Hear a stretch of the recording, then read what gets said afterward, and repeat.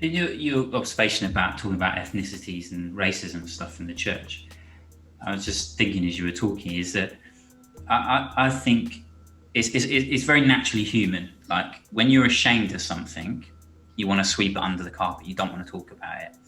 And I think even though individual Christians won't be able to necessarily look at themselves and think, like, I'm racist or I have racist beliefs, there is a collective shame that we have of our past, especially the Christian past, because we know we should have done better, and we know that the what follows from our theological beliefs about all human beings made in the image of God, those things, mistreatment, racism, slavery, don't follow from those, and there is a shame.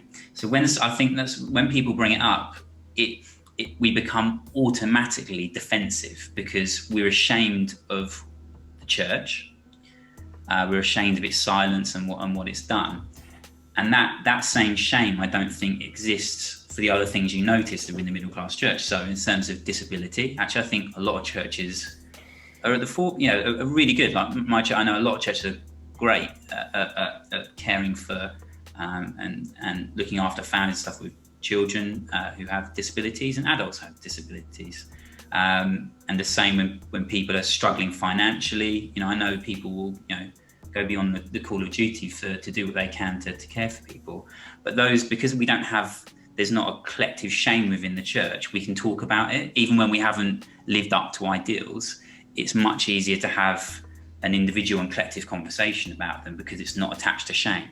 And the slavery stuff, the stuff with racism, just automatically gets your back up because we carry that collective shame, not necessarily collective sin. I think that's where people become uncomfortable. They think they're saying that you're racist. No, we're not saying, but our backs get up because we're defensive. We're ashamed of our past and our failure to live up to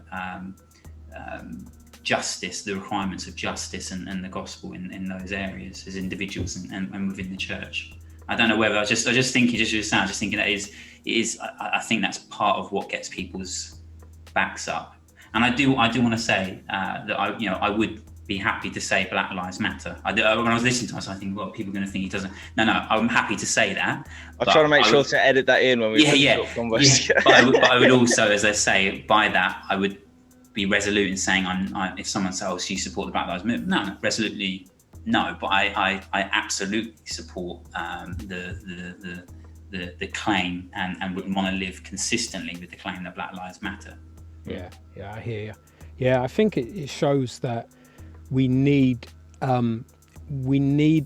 a better practical application of justification by faith.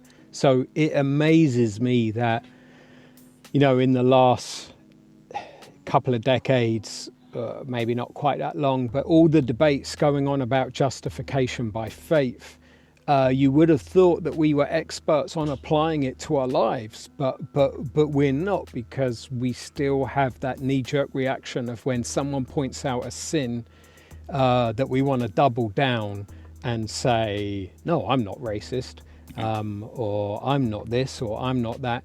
Whereas the amount of time we've spent talking about justification by faith, we should just, ideally, we should daily have this sense of, I've got Jesus's righteousness. So when someone comes to me and says, you're a racist, because I know my record is Christ's record of being in the right, not my own record of being in the right, I'm free to actually say, do you know what, maybe you're right. Like, my standing with God isn't dependent on my own personal record, it's on Christ. So that frees me up to have a think about what you've said. I'm going to go away and think about, maybe I am racist, and start exploring that possibility.